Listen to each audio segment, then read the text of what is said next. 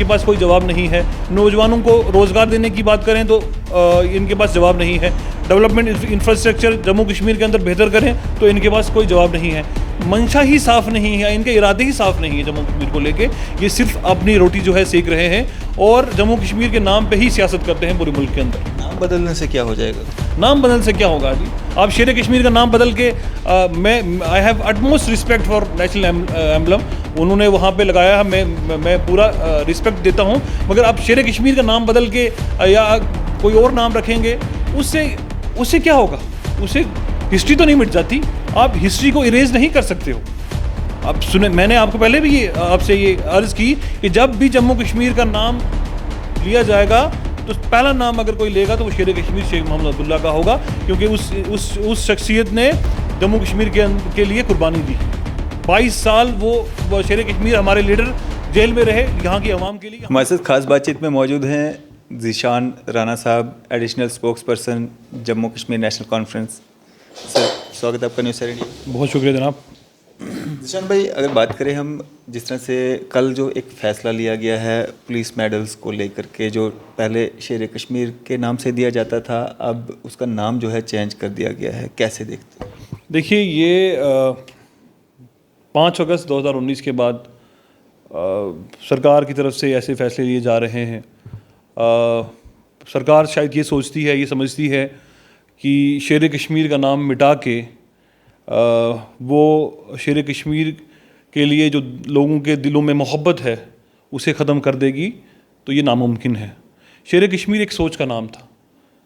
जिन लोगों को शेर कश्मीर के बारे में जानना है वो ज़्यादा ना अगर कुछ कर सकें तो जम्मू कश्मीर कॉन्स्टिट्यूंट असेंबली के अगर डिबेट्स उठा के पढ़ लें और देखें कि शेर कश्मीर शेख मोहम्मद अब्दुल्ला ने किस तरह जम्मू कश्मीर और हिंदुस्तान का मिलन करवाया था। अगर किसी को जानना है तो मेरे लिए, मैं ये समझता हूँ कि कॉन्स्टिट्यूंट असेंबली के डिबेट्स ही पढ़ लें, अगर शेर कश्मीर को जानना है तो बहुत होगा। एक सोच, एक ऐसा शख्स जिसकी साथ लाखों की तादाद में लोग थे। और मैं ये कहना चाहूँगा कि जब शेर कश्मीर की गाड़ी निकलती थी तो लोग जो हैं सड़कों पे उनकी जो जिस जगह से जिस रास्ते से उनकी गाड़ी निकलती थी, मिट्टी जो है अपने सरों पे जो है वो लोग जो है अपने माथे पे लगाते थे। इतना प्यार था लोगों को शेर कश्मीर से, और उस शख्सियत का नाम जो है मिटाना चाहते हैं, जो हरगिज़ मुमकिन नहीं है और ना ही कभी शेर कश्मीर का नाम मिट सकता है।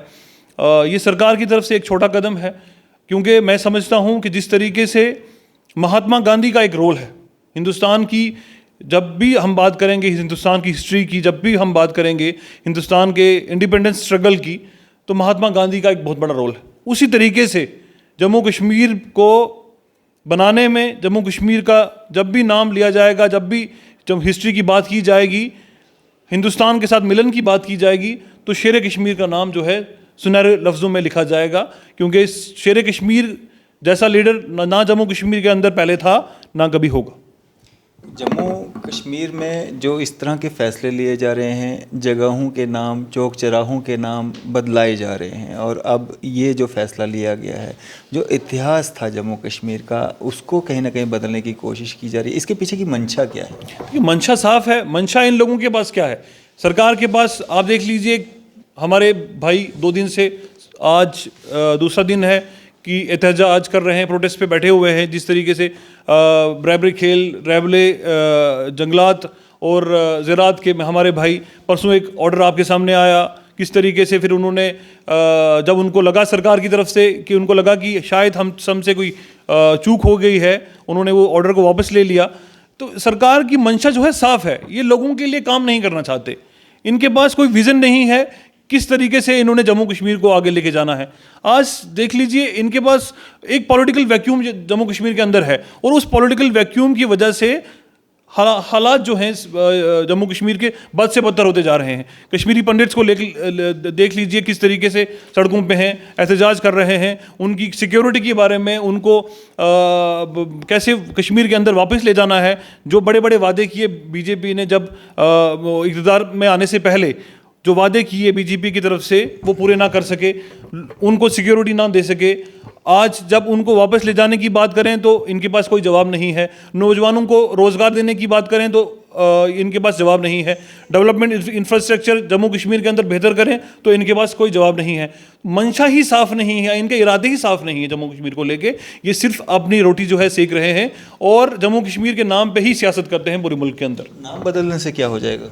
नाम बदल से क्या होगा जी? आप शेर कश्मीर का नाम बदल के मैं I have utmost respect for national emblem, उन्होंने वहाँ पे लगाया है, मैं पूरा रिस्पेक्ट देता हूँ, मगर आप शेर कश्मीर का नाम बदल के या कोई और नाम रखेंगे उससे क्या होगा? उससे हिस्ट्री तो नहीं मिट जाती, आप हिस्ट्री को इरेज नहीं कर सकते हो। अब सुने, मैंने आपको पहले भी ये आपसे ये अर्ज की कि जब भी जम्मू कश्मीर का नाम लिया जाएगा तो पहला नाम अगर कोई लेगा तो वो शेर कश्मीर शेख मोहम्मद अब्दुल्ला का होगा, क्योंकि उस शख्सियत ने जम्मू कश्मीर के लिए कुर्बानी दी। 22 साल वो शेर कश्मीर हमारे लीडर जेल में रहे, यहाँ की आवाम के लिए, यहाँ के लोगों के लिए। कॉन्स्टिट्यूंट असेंबली में जिस तरीके से उन्होंने अपनी बात रखी और जिस मजबूती के साथ बात रखी वो हमारे सामने है, कुछ छुपा नहीं है। मैं उन लोगों को ये कह देना चाहता हूँ जो लोग इस चीज़ की समझ नहीं रखते हैं कि अगर आपको नेशनल कॉन्फ्रेंस को जानना है, नेशनल कॉन्फ्रेंस को समझना है तो कॉन्स्टिट्यूंट असेंबली के डिबेट्स उठा के पढ़ लीजिए। आपके पार्टी के बड़े दिग्गज नेता रहे देवेंद्र राणा जी, वो भी आज मुखालफत कर रहे हैं नेशनल कॉन्फ्रेंस की। देवेंद्र राणा साहब के लिए मैं क्या कहूँ, वो इस तंजीम से चले गए हैं। जब तक वो इस तंजीम में थे, इस तंजीम के गुण गाते थे, इस तंजीम की लीडरशिप के गुण गाते थे।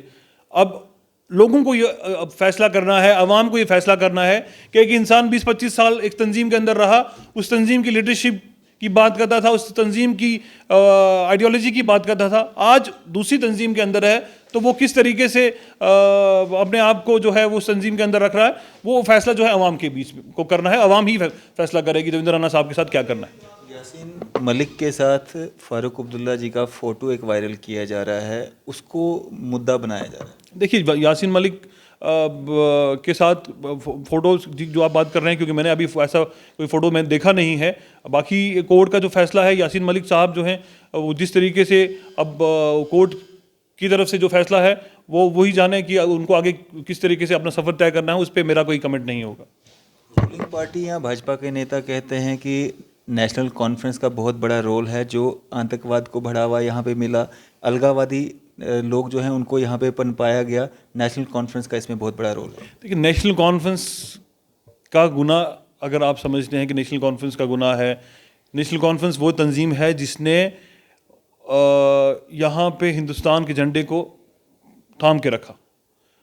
जब यहाँ पे मिलिटेंसी स्टार्ट हुई, जिस तरीके से यहाँ पे पॉलिटिकल एक्टिविटीज़ जो हैं पूरी तरीके से बंद हो चुकी थी, और उस माहौल में फिर से पॉलिटिकल एक्टिविटीज़ की शुरुआत करना वो नेशनल कॉन्फ्रेंस ने की। हम सब जानते हैं जिस तरीके से कायदे सानी डॉक्टर फारूक अब्दुल्ला साहब को यहाँ पे गुजारिश करके यहाँ वापस लाया गया कि हम आपको सपोर्ट करेंगे कि आप ही एक ऐसी वाहिद शख्स हैं जो जम्मू कश्मीर के हालात को बेहतर कर सकें। और उस वक़्त फारूक अब्दुल्ला साहब ने 1996 में फिर से यहाँ पे आके पॉलिटिकल एक्टिविटीज़ की शुरुआत की, और उसके बाद यहाँ पे सरकार बनी जो 2002 तक चली। और उस दौरान हज़ारों की तादाद में नेशनल कॉन्फ्रेंस ने अपने लोगों को गंवाया मिलिटेंसी के हाथों। हमारे मिनिस्टर्स तक जो हैं अपनी जान गंवा चुके थे। मुश्ताक लोन साहब जो आप हमारे होम मिनिस्टर हुआ करते थे उस वक़्त, और भी दर्जनों जो हैं हमारे MLAs जो हैं, MLCs जो हैं, और पार्टी के सीनियर लोग जो हैं वो शहीद हुए मिलिटेंसी में उस दौरान में। तो ये कहना कि हमने मिलिटेंसी को बढ़ावा दिया है, ये गलत है। ये लोग तो कहते थे कि 370 को हटाएंगे तो मिलिटेंसी खत्म हो जाएगी, ये कहते थे कि 35A को हटाएंगे तो मिलिटेंसी खत्म हो जाएगी। आज 3 साल हो चुके हैं। टारगेटेड किलिंग्स जो हैं जो आपके सामने हैं कि किस तरीके से लोग जो हैं मारे जा रहे हैं। कश्मीर के अंदर पिछले 2-3 साल के अंदर जो हालात बने हैं, मैं नहीं समझता कि पिछले 30 बरस में भी ऐसे हालात हुए थे कि जहां हर एक फर्द को अपनी जान का खतरा है। आज अपने आप को कोई कश्मीर के अंदर महफूज नहीं समझता है। तो ऐसे हालात जो हैं कश्मीर के अंदर इससे पहले मैं नहीं समझता हूं कभी बने थे। ये बीजेपी का कहना है, क्योंकि वो अपने फेलियर को छुपा रहे हैं। किलिंग्स जो हैं वो आपके सामने है कि जिस तरीके से पिछले कुछ 3 सालों के अंदर हमारे लोगों को शहीद किया गया। मैं नहीं समझता हूं कि पिछले 30 बरसों में भी इस तरीके से हालात हुए हैं जिस तरीके के हालात जम्मू कश्मीर में अभी बने हुए हैं। तो ये कहना कि नेशनल कॉन्फ्रेंस जो है मिलिटेंसी को बढ़ावा देने में नेशनल कॉन्फ्रेंस का हाथ है, तो ये जो है बीजेपी को शर्म आनी चाहिए ऐसी बातें करते हुए। और इस वक्त क्योंकि हालात बेहतर करने के लिए रिस्पॉन्सिबिलिटी जो है वो बीजेपी की बनती है। इस वक्त जो वादे किए उन्होंने, मोदी साहब ने 56 इंच का सीना दिखाया और जिस तरीके से 35A को हटा दिया, 370 को हटा दिया, आज जब मिलिटेंसी खत्म करने की बात आती है तो उनके पास कोई जवाब नहीं होता है। तो ये जो सारे सवाल जो हैं आपको बीजेपी से करने चाहिए कि जो मंशा लेके आप चले थे, जो जिस तरीके से आप बड़ी बड़ी बातें करते थे लोगों के बीच में जाके, तो आज उन बातों का क्या, उन बातों पे आप कितना उतर सके हो, इसका फैसला जो है अवाम को करना है और ये सवाल जो है बीजेपी से करना है आप। जिशन भाई, अगर बात करें हम जिस तरह से आज आप मुखालफत कर रहे हैं भाजपा की, क्या गारंटी है कि इलेक्शंस के बाद जो है आप उनका समर्थन नहीं करेंगे, उनके साथ मिल करके सरकार नहीं बनाएंगे? क्योंकि लोगों में एक यही भावना है कि नेशनल कॉन्फ्रेंस भी जब अगर सीटें निकालती है कश्मीर से, तो जम्मू से अगर भाजपा आती है तो सरकार जो है एनसी और भाजपा की ही बनेगी। देखिए, मैं आपको एक क्लियर कर देना चाहूँगा, इलेक्शंस तो हैं क्योंकि बहुत दूर हैं अभी, और इलेक्शंस पे टिप्पणी करना मेरे लिए अभी वाजिब नहीं होगा, मगर इतना तो साफ है कि नेशनल कॉन्फ्रेंस कभी भाजपा के साथ नहीं जा सकती। क्योंकि नेशनल कॉन्फ्रेंस को अगर भाजपा के साथ जाना होता तो उस वक्त भाजपा ने जब कोशिश की 2014 में कि नेशनल कॉन्फ्रेंस के साथ हाथ मिलाने की, हमारी लीडरशिप ने क्लियरली जो है मना कर दिया, ये कहते हुए कि हम आप लोगों के साथ हमारा टाई अप नहीं हो सकता क्योंकि आपकी आइडियोलॉजी में और हमारी आइडियोलॉजी में ज़मीन आसमान का फ़र्क है। आप फिरकापरस्त ताकतों को बढ़ावा देते हैं। नेशनल कॉन्फ्रेंस एक सेकुलर जमात है और सेकुलर जमात होने के वजह से हमारा और आपका कोई तालमेल नहीं हो सकता है। तो इसीलिए हमने उस वक्त 2014 में भी मना कर दिया। नेशनल कॉन्फ्रेंस और बीजेपी का जो है ना ही कोई इससे पहले कोई मैं ये समझता हूँ कि कभी कोई 2014 में जिस तरीके से मैंने आपको बताया, और ना ही आगे को हो पाएगा। तो बीजेपी के साथ जाना नेशनल कॉन्फ्रेंस का, ये मैं समझता हूँ कि हमारे लिए इस वक्त भी मुनासिब नहीं है और ना कभी बन सकता है। क्या एक मैसेज रहेगा आम जनता के लिए? आम जनता के लिए देखिए साफ है, 2014 के बाद जो हुआ, खासकर 2019 के बाद जम्मू कश्मीर के जो हालात बने वो अवाम के सामने हैं। अवाम को अब तय करना है कि किस तरफ जाना है, क्योंकि जिस तरीके से लगातार जम्मू कश्मीर पे हमले हो रहे हैं, काले कानून जो हैं जम्मू कश्मीर के अंदर लाए जा रहे हैं, तो इसका फैसला यहाँ की अवाम को देना है। गुज्जर को पहाड़ी के साथ लड़ाया जा रहा है, हिंदू को मुसलमान के साथ लड़ाया जा रहा है। जिस तरीके से बीजेपी अपने मंसूबों में आगे निकल रही है और सिर्फ मज़हब के नाम पे मज़हब के बुनियाद पे और ज़ात की बुनियाद पे लोगों को लड़ा के आगे निकलना चाहती है, तो अवाम को ये फैसला करना है कि कौन सी जमात है जो उनको आगे लेके जा सकती है। तो वो ये फैसला जो है अवाम पे छोड़ता हूँ। चलें, शुक्रिया हमारे से बातचीत करने के लिए। बहुत शुक्रिया, बहुत शुक्रिया। तो ये थे हमारे साथ ज़ीशान राना साहब, national conference additional spokes person. इसी तरह की मज़ीद अपडेट्स के लिए आप देखते रहे न्यूज़ सर इंडिया। मैं अरफाज अमडांग, कैमरामैन शाहनवाज के साथ।